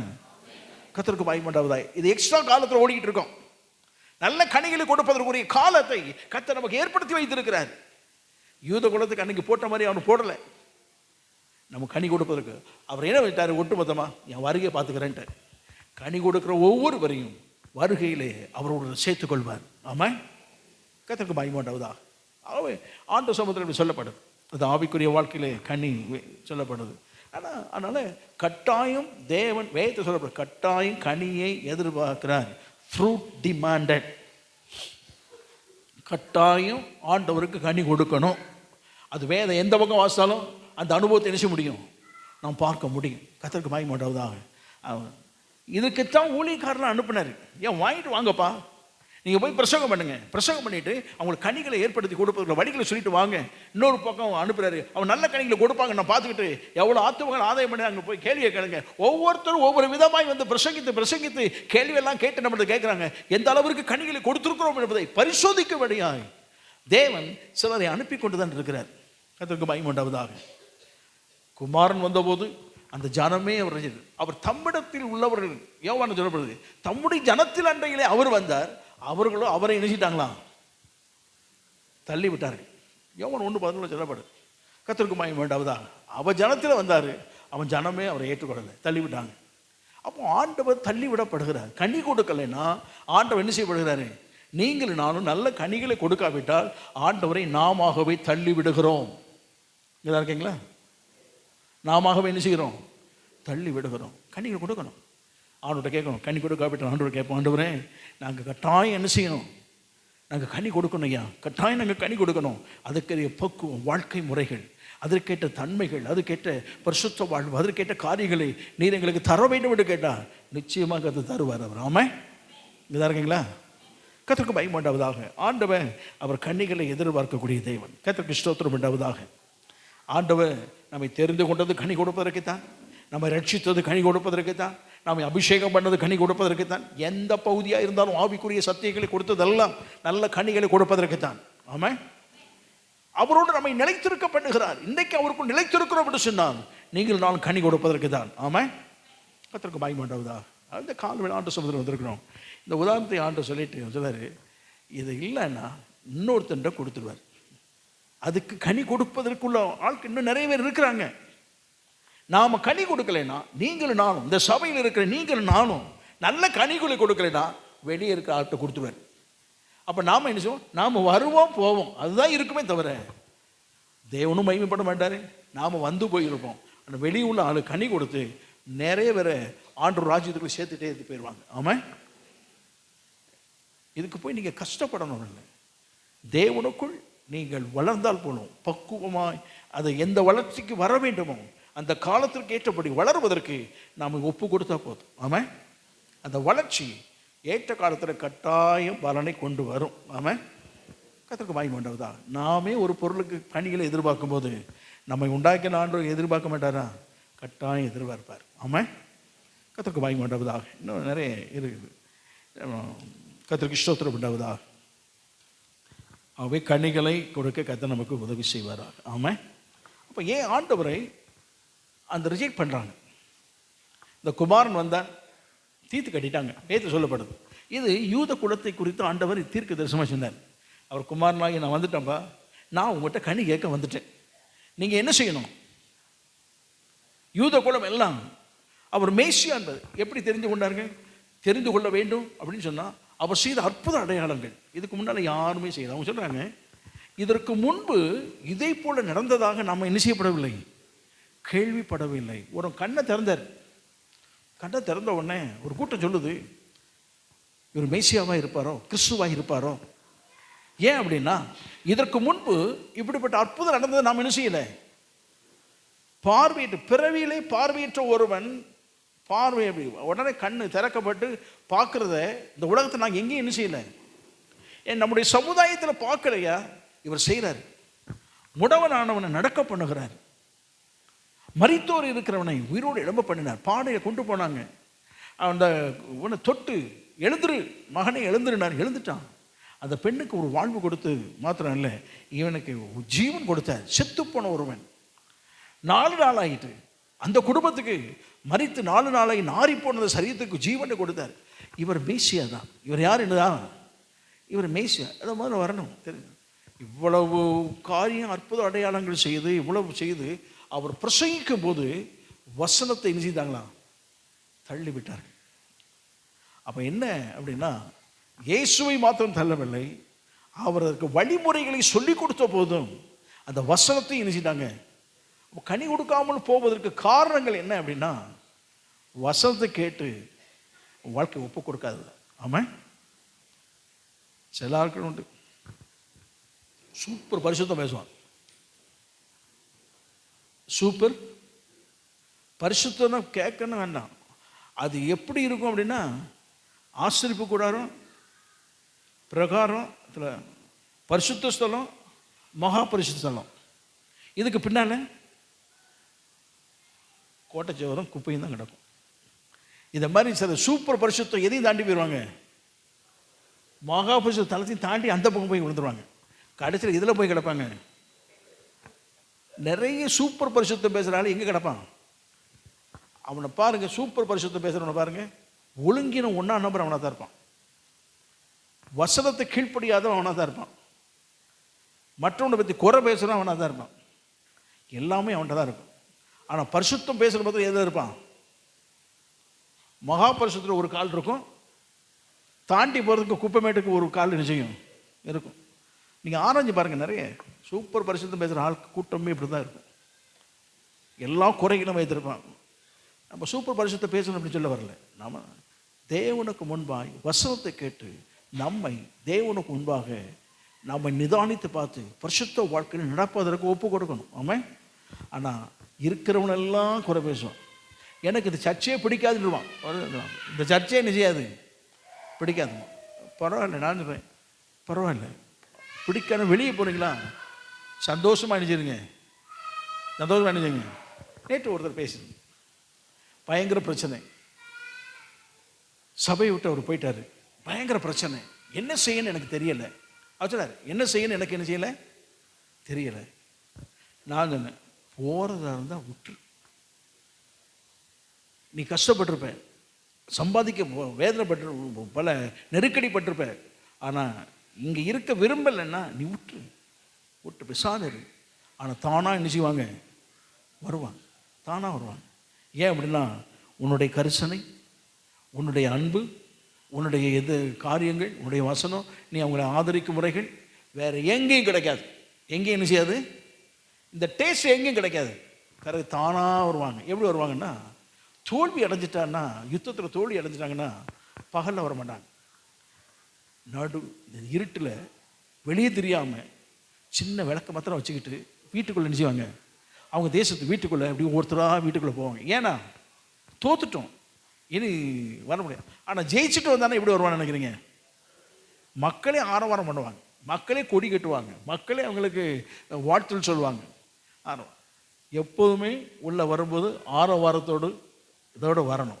குறைவு இருக்கலாம், பலகீனம் இருக்கலாம், சில காரியங்கள் இல்லாமல் இருக்கலாம், ஆனால் எப்போதுமே ஆரவாரத்தோடு உள்ளே வருவதற்கு நம்ம கிருபை செய்யணும். ஆமாம், தோத்துட்டு உள்ளே வர்ற மாதிரி வரக்கூடாது. அதுக்கப்புறம் இந்த வேல்யூவே போயிருங்க. அதுக்கப்புறம் வேல்யூ ஒன்று செய்யணும் அப்படி சொன்னேன். இதெல்லாம் நடக்கிற சம்பவங்கள் நீங்கள் வச்சுக்க பாரு அப்படின்னு. கர்த்தருக்கு பயன் உண்டாவதாக. சில எனக்கு இதெல்லாம் சரியில்லை. ஆனால் சில ஆட்களை பார்த்துருக்கேன், ஒழுங்காக சர்ச்சுக்கு வர மாட்டாங்க, ஆனால் பரிசுத்தம் பேசுகிற ஆள். அடுத்தாக்கில் கண்ணுக்கு தெரிஞ்சதெல்லாம் சொல்லுவார். கண்ணை மூடினா இருட்டாக வருது உங்கள் வீட்டில், எல்லாம் கண்ணை மூடிட்டாங்கன்னா எதாவது இருக்கணும், இருட்டாக இருக்கும். தீர்க்கதரிசனம் சொல்லிட்டு உள்ளே போயிரு இந்த மாதிரி சொல்ல ஆரம்பிச்சிருவாங்க. கண்ணை மூடி இருட்டாக இருக்கிறதுனால ஏதோ ஒரு இருள் உங்கள் வீட்டில் இருக்குது. இருளெல்லாம் இல்லை, இயேசு உலகம் வந்தாச்சுன்னா வெளிச்சம் தான் இருக்கும். இயேசு நம்மளோட வாழ்க்கையில் வந்தால் வெளிச்சம் இருக்கும். வேத வசனம் உள்ளத்தில் தியானிக்க ஆரம்பிச்சோன்னா வெளிச்சம் வரும். அது இருளாக இருந்தாலும் வெளிச்சத்தை கொண்டு வந்துடும். ஆமாம், ஏன்னா பாதைக்கு வெளிச்சம், கால்களுக்கு தீபம். அது ஒன்றுமே இல்லாமல் இருளான வாழ்க்கை இருந்தாலும் இந்த வேத வசனத்தை கற்றுக்கொள்ளும் போது கட்டாயம் வெளிச்சம் வந்துடும். வெளிச்சம் வந்துட்டா நம்ம யாருன்னு உணர ஆரம்பிச்சிடும். நம்ம யாருன்னு உணர ஆரம்பிச்சு நம்ம சரி பண்ண ஆரம்பிச்சிடும். சரி பண்ணிட்டோன்னா கனி கொடுக்க ஆரம்பிச்சிடும். புரியுதா உங்களுக்கு? அவன் ஒன்றாம் நம்பராக இருக்கும். ஆனால் அவனை பாருங்கள், சர்ச்சுக்கு ஒழுங்காக வர மாட்டான், ஜெப கூட்டத்துக்கு ஒழுங்காக வர மாட்டான், நல்ல ஆண்டவர் பற்றி சொல்லணுமா, அதுவும் சொல்ல மாட்டான். சர்ச்சு காரியங்களில் இன்வால்மெண்ட் இருக்காது. வேறு என்னது, ஆராதனைக்கு ஒழுங்காக இருக்க மாட்டான். ஆராதனை பண்ணும்போது அவன் பாட்டுக்கு கீழே குமிஞ்சு புத்தகத்தை பார்ப்பான், இல்லாட்டா செல்ஃபோனை பார்த்துட்டு இருப்பான். இந்த ஒழுங்கினமாக நாங்கள் மட்டும் தான் இருப்போம். சரி, ஆண்டவருக்கு கொடுக்குற காரியம் வச்சோமா, அவன் கொடுக்க மாட்டான். அவன் கொடுக்கணும்னு தெரியுமா, நல்லாவே தெரியும். இவன் 4 பேருக்கு கொடுக்கணும்னு சொன்னவன், இவன் 4 பேருக்கு கொடுக்குன்னு சொன்னவன் எனக்கு கொடுக்க மாட்டான். ஒருத்தர் கேட்டான், அவன் கொடுக்க மாட்டான். நான் நிறைய சேர்த்து வச்சுருக்கேன். சேர்த்து வச்சு என்ன செய்ய போகிறேன், ஏதாவது ஒன்று செய்வோம். சேர்த்து வைக்கிறது கொடுக்குறதில்ல. அண்டண்டைக்கு ஆண்டவர் உனக்கு ஒன்று மொத்தமாக சேர்த்து தரேன் அப்படின்னு உனக்கு 90 வயசு ஆகும்போது ஒரு 10 லட்சம் ரூபாய் கொடுத்தானே என்ன பண்ணுவீங்க நீங்கள்? பிள்ளைங்க கரெக்டாக பிடிங்கிட்டு போயிடும். ஒன்றும் ஒரு பைசா கூட உங்களுக்கு உதவாது. அப்பப்போ இருக்கிறதெல்லாம் உதவணும். ஆமாம், அது நான் ஆண்டவருக்கு சேர்த்து வைக்கிறேன் அப்படின்னு. சேர்த்தெல்லாம் வைக்காதப்பா. அவர் திரும்ப நீ சேர்த்து வைக்கிற மாதிரி அவரும் திரும்ப கொடுப்பார். நீ மொத்தமாக கொடுக்குற மாதிரி அவரும் கொடுப்பார். எப்போ கொடுப்பாரு, நீ எப்போ கொடுக்குற, அவருக்கு தேவையில்லாத நேரத்தில் நீ கொண்டு கொடுத்தியா, உனக்கு தேவையில்லாத நேரத்தில் அவரும் தருவார். எப்படி தருவார், படுத்த படுக்கையாக இருப்பேன், அல்லது நம்ம படுத்துருப்போம், செலவு பண்ண முடியாது, கணக்கு பார்க்க முடியாத நேரத்தில் மொத்தமாக கொண்டு வந்து ஒருத்தர் கொடுத்துருவார். பக்கத்தில் பையன் உட்காந்துருப்பான், பேரன் உட்காந்துருப்பான். பேரன் சொல்லுவான், தாத்தா அன்னைக்கே கட்டலாம் ஒரு பைக் வாங்கணும்னு, அது கொடுங்க தாத்தான்னு பிடிக்கிட்டு போயிடுவான். பையன் பிடிக்கிட்டு எல்லாம் பிடிக்கணும். கடைசியில் உங்கள் கையில் இருக்கும் 10 ரூபா இருக்கும். எதுக்கு, ஒரு சிங்கிள் டீ அடிச்சுட்டு படுத்துக்க வேண்டியதான். நமக்கும் பிரயோஜனப்படாது. ஒவ்வொரு நாளும் பிரயோஜனப்படணும். கர்த்தர் ஆசீர்வாதத்தை ஒவ்வொரு நாளும் அனுபவிக்கணும். கர்த்தருக்கு பயப்படாது. தெரியுமா எப்படி கொடுக்கணும் தெரியுமா, தெரியும், ஆனால் கொடுக்க மாட்டோம். இவையெல்லாம் ஒழுங்கின்னு இருக்கும். ஆனால் இவன் தான் சூப்பர் பரிசுத்த பேசுவான், சபைக்கு பிரயோஜனம் இருக்க மாட்டான், ஆண்டவருக்கும் பிரயோஜனம் இருக்க மாட்டான். ஆனால் பரிசுத்தம் பேசுறதெல்லாம் இருக்கும். நம்முடைய வாழ்க்கை இந்த பரிசுத்தம் பேசுறது, புற பேசுறது எல்லாம் வேண்டாம். நல்ல கனிகள் கொடுப்போம். நம்முடைய சாபம், நம்முடைய பேச்சு இன்னொருடைய கவர்ந்து இழுக்கணும். நம்மகிட்ட வரணுங்க. மரம் பழம் வந்து டேஸ்ட்டு கொடுத்து பாருங்க. உங்களை தேடி உங்கள் வீட்டில் 2 பேர் ஜெபம் பண்ண வராங்களா இல்லையான்னு பாருங்க. ஐயோ அந்த வீடா டென்ஷன் பார்ட்டி போயிடுறத ஹிட்டி ஐயோ பார்த்துட்டியா குனிஞ்சு வந்துருன்றாங்க. சில ஆட்கிட்ட பேசவே முடியாது. சில ஆட்கிட்ட எது சொன்னாலும் புரியாது. அவன் சொல்கிறதும் நமக்கு புரியாது. கடைசியில் நாமளும் தலையை சொரிஞ்சிட்டு வரணும், அவனும் தலையை சொரிஞ்சிட்டே உட்காந்துருப்பான். என்ன சொன்னார்னு தெரியலையே அப்படின்னு. நம்முடைய வாழ்க்கையில் சுவாபங்கள் தான் ஆண்டவர் கேட்குது. இதுக்கு தான் இந்த திவ்ய சுவாபத்திற்கு கிறிஸ்துவின் திவ்ய சுவாபத்துக்கு பங்கு. அதுதான் கனி கொடுக்கல புரியலைன்னு ஒன்று ஆண்டவர் அதை கொஞ்சம் அப்படி விளக்கமாக சொன்னார். இந்த சுவாபம் இருக்குல்லப்பா, உங்களுடைய சுவாபங்கள், உங்களுடைய தன்மைகள், உங்கள் பேச்சுக்கள், உங்கள் நடக்கைகள், குணலட்சணங்கள், இதுதான் கனி கொடுக்கக்கூடிய வாழ்க்கையின் ரகசியம்.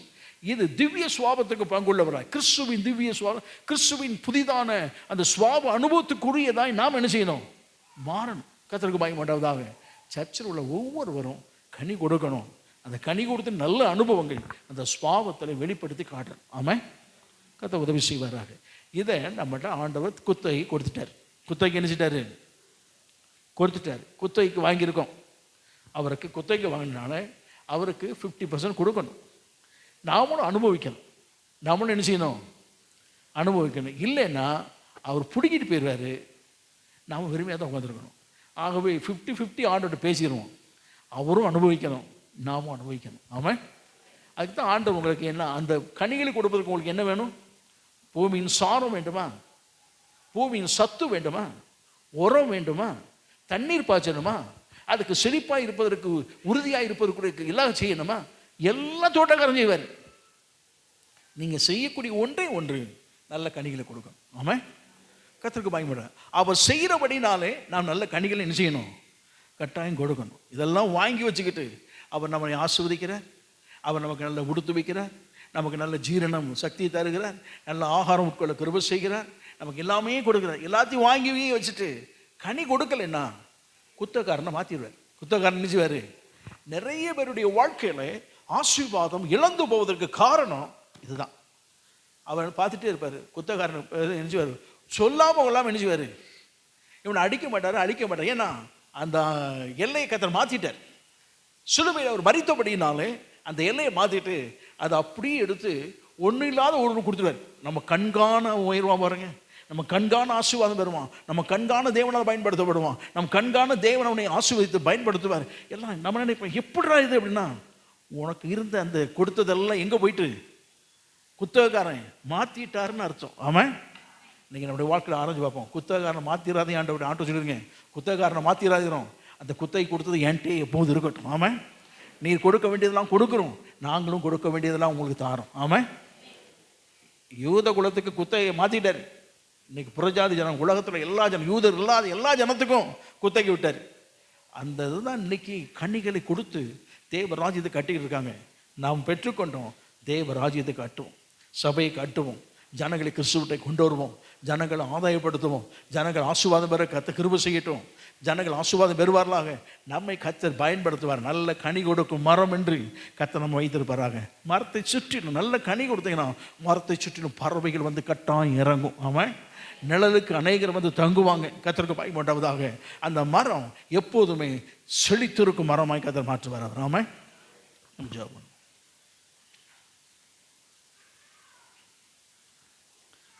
கனிகளை கொடுப்பது தான் தேவன். ஆண்டவர் அங்கே உதாரணப்படுத்தும் போது சொன்னார், ஆகாதென்று தள்ளின கால் கட்டடம். ரெண்டாவது ஆண்டவர் யூத குலத்தை சொன்னார். மூன்றாவது இயேசு அதனாலே பிரசங்கிக்கப்பட்டார். மூன்று ஒரே வசனம் தான், மூன்று பகுதியை சுட்டி காட்டுகிறது. இதே போல வேத வசனத்திலே குத்தகைக்கு கொடுத்திருந்தார். நல்ல பழங்களை கொடுக்க வேண்டும் சொல்லி பேரும் கொடுத்திருந்தார், நல்ல திராட்சை செடி என்று. ஆனால் அது கசப்புள்ளதை கொடுத்தபடினாலே குத்தகையை மாற்றிட்டார். இன்னைக்கு புறஜாதி ஜனங்களாக இருந்த நமக்கு ஆண்டவர் கொடுத்தார். அவருடைய வேதத்தை எடுத்து நமக்கு கொடுத்தார், அவருடைய ஆராதனை முறையை கொடுத்து நமக்கு கொடுத்தார், அவருடைய வரங்களை கொடுத்து நமக்கு கொடுத்தார், அவருடைய ஆசீர்வாதங்களை எடுத்து நமக்கு கொடுத்தார். நாம் வாங்கி வைத்திருக்கிறோம். வாங்கி வைத்து ஒவ்வொரு கனி கொடுக்கக்கூடியவராக மாற கர்த்தர் உதவி செய்வாராக. நீங்களும் நானும் கனிகளை கர்த்தருக்கு கொடுக்காவிட்டால் நம் கண் காண இன்னொருவருக்கு குத்தகையை நம்மிடத்திலிருந்து எடுத்து கொடுத்து விடுவார் என்பதை அறிந்து கொள்வோமாக. பவுல தான் சொல்லுகிறான், ஆராதனை அவருடையது, வேதம் அவருடையது, தேவன் அவருடையது, ஆராதனை முறைமைகள் அவருடையது, ஆலயம் அவருடையது, வேத வசனங்கள் அவருடையது, எல்லாமே அவருடையது. அதை நமக்கு கொடுத்து விட்டார். இன்றைக்கு நாம் அதை வைத்து கனிகளை கொடுக்க, கிறிஸ்துவை மகிமைப்படுத்த, தேவனை மகிமைப்படுத்த கர்த்தர் நமக்கு கிருபை செய்வாராக. கன்னி செடி நிலைத்திருக்கும், கொடியாய் அடியேன் படத்தில் எனக்கு கிளை நறுக்கும். அவர் தான் உண்டாக்கினார். உண்டை ஒன்று மனதில் வைத்துக் கொள்வோம், அவர் உண்டாக்கின செடிதான். கனி கொடுக்கவில்லை என்று சொன்னால் அதிக கனிகளை கொடுப்பதற்கு அவர் கட் பண்ணுவதற்கு தயங்க மாட்டார். சுவாபங்கள் சிலவை ஆகாதவை என்று சொன்னால் சுவாபங்களை அவர் கட் பண்ண அவர் தயங்க மாட்டார். இன்னொன்று, கனி கொடுக்காத கிளைகள் எல்லாம் அவர் வெட்டி விடுவதற்கு தயங்குவதில்லை. ஆண்டு சொல்லுவோம், நல்ல கனி கொடுக்கக்கூடியவனாய் நான் எப்போது இருக்க வேண்டும் ஐயா. என் ஆண்டவருக்கு, என் நேசருக்கு நான் கனிகளை கொடுக்கக்கூடியவனாய் இருக்க வேண்டும். கன்னி செடி நிலைத்திருக்கும், கொடியாடிய படர்ந்திலங்க. கன்னி செடி நிலைத்திருக்கும், கொடியாடிய படர்ந்திலங்க. கிளை நறுக்கி களை பிடுங்கி கர்த்தரே காத்தெம்மை சுத்தம் செய்வே. கிளை நறுக்கி களை பிடுங்கி கர்த்தரே காத்தெம்மை சுத்தம் செய்வே. உம் பாதம் பணிந்தேன் என்னாலும் துதியே, உம்மை அன்றி யாரை பாடுவேன். ஏசையா உந்தன் அன்பு உள்ளம் பொங்குதே, ஏசையா உந்தன் அன்பு உள்ளம் பொங்குதே. உம் பாதம் பணிந்தேன் என்னாலும் துதியே, உம்மை அன்றி யாரை பாடுவேன். ஏசையா உந்தன் அன்பு உள்ளம் பொங்குதே, ஏசையா உந்தன் அன்பு உள்ளம் பொங்குதே. தேலை விட்டு போகும்போது ஆண்டு சொல்லும், ஆண்டவரே நான் கனி கொடுக்கக்கூடியவனாய் இருக்க வேண்டும், நீர் அதிலே மகிமைப்பட வேண்டும். இந்த கனி கொடுக்கும் அனுபவம் என் வாழ்க்கையில் இருக்க வேண்டும் ஐயா. நீ ஒரு நாள் என்னை ரட்சித்து நீ குத்தகைக்கு என்கிட்ட கொடுத்துட்டீரு, அதுக்கு உண்மை இல்லவனாய் இருக்க உதவி செய்யும் ஐயா. ஆபிரகாம் ஜெபிக்கப்படுங்க. நேசிக்கிற எங்கள் நல்ல பிதாவே, இந்த அருமையான இந்த ஆராதனை நேரத்துக்காக நாங்கள் உமக்கு நன்றி செலுத்துகிறோம் ஐயா. தகப்பனே, காலை இந்த ஆராதனை எங்களுக்கு ஆசீர்வாதமாக்கி தந்ததுக்காக உமக்கு ஸ்தோத்திரம் ஐயா. ஆராதனை ஆரம்பம் முதல் முடிவு மட்டுமாய் உம்முடைய பிரசன்னம் எங்களோடு இருந்ததுக்காக உமக்கு நன்றி செலுத்துகிறோம் ஐயா. உம்மை பாடி மகிழவும் ஆண்டவரே உம்முடைய நாமத்தை சொல்லி நாங்கள் கூப்பிடுவோம். எங்கள் கிருபை செய்தீரே உமக்கு ஸ்தோத்திரம் ஐயா. ஆராதனை ஒவ்வொரு பகுதியிலும் கர்த்தர் ஆசீர்வதித்ததுக்காக நாங்கள் உமக்கு நன்றிகளையும் துதிகளையும் ஸ்தோத்திரங்களையும் ஏறெடுக்கிறோம் ராஜா. ஆராதனை மத்தியில் தகப்பனே எங்களோட நீர் பேசுகிற நம்முடைய வார்த்தைக்காக உமக்கு நன்றி செலுத்துகிறோம் ஐயா. ஆண்டவரே உமக்கு ஸ்தோத்திரம் ஐயா. பெரிய பணக்காரர், எங்கள் பரலோகத்தின் ராஜா ஆண்டவரே, பெரிய தோட்டக்காரர் ஆண்டவரே, எஜமான் ஆண்டவரே, அந்த திராட்சை தோட்டத்தை உண்டாக்கி அதற்கு வேலி அடைத்து ஆண்டவரே ஆலையை கட்டி ஆண்டவரே குத்தகக்காரன் இடத்துல விட்டு போன போது ஆண்டவரே அந்த குத்தகக்காரர்கள் ஏமாற்றி விட்டார்கள் ஆண்டவரே. அந்த காலம் சமீபமான போது ஆண்டவரே அவர்கள் கனியின் பகுதியை வாங்கி வரும்படி ஊழியக்காரர்கள் அனுப்பின போது ஆண்டவரே அந்த குத்தகைக்காரர்கள் ஊழியர்களை அடித்து ஆண்டவரே அவர்கள் மேல் கல்லெறிந்து அவர்களை கொலை செய்து அவர்கள் புறம்பே தள்ளினார்கள் ஆண்டவரே. அதிலும் மேலானவர்களை அனுப்பினாலும் அப்பவும் அதவே செய்தார்கள். பின்பு என் குமாரனே நான் அனுப்புகிறேன், அவனுக்கு பயப்படுவார்கள் என்று சொல்லி ஆண்டவரே குமாரனே நீர் அனுப்பினீர். குமாரனாகிய இயேசுவை ஐயா அவர்கள் கல்லெறிந்து கொள்ளாமல் சிலுவையில் அடித்து ஆண்டவரே ஆலைக்கு புறம்பே தள்ளி கொலை செய்தார்கள் ஆண்டவரே. அப்பா உமக்கு ஸ்தோத்திரம் ஆண்டவரே. ஆண்டவரே ஆலையின் சொந்தக்காரரே உமக்கு ஸ்தோத்திரம் ஆண்டவரே. ஆண்டவரே விசேஷமாக நீர் எதிர்பார்க்கறது கனி தான் ஆண்டவரே. ஆண்டவரே அந்த கனி உமக்கு பாதி கனி வரணுங்கிற விருப்பத்தோடு நீர் அந்த குத்தகைக்காரரை வைத்தீர். அவர்களோ வஞ்சித்து விட்டார்கள் ஆண்டவரே. ஆண்டவரே கனிதரும் திராட்சை தோட்டமாய் ஆண்டவரே எங்களை நீர் ஏற்படுத்தியிருக்கிறதுக்காக உமக்கு நன்றி செலுத்துகிற ஆண்டவரே.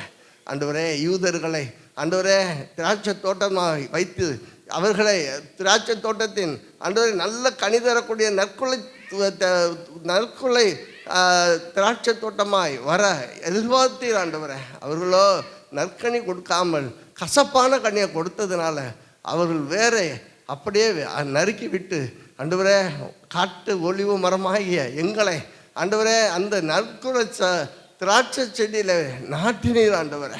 அந்த ஒலிவ மரத்தில் ஆண்டவரே கர்த்தருக்கு பிரியமான ஒலிவ பழங்களை கொடுக்கக்கூடிய ஒலிவ மரத்தில் ஆண்டவரே எங்களை நாட்டினீர் ஆண்டவரே.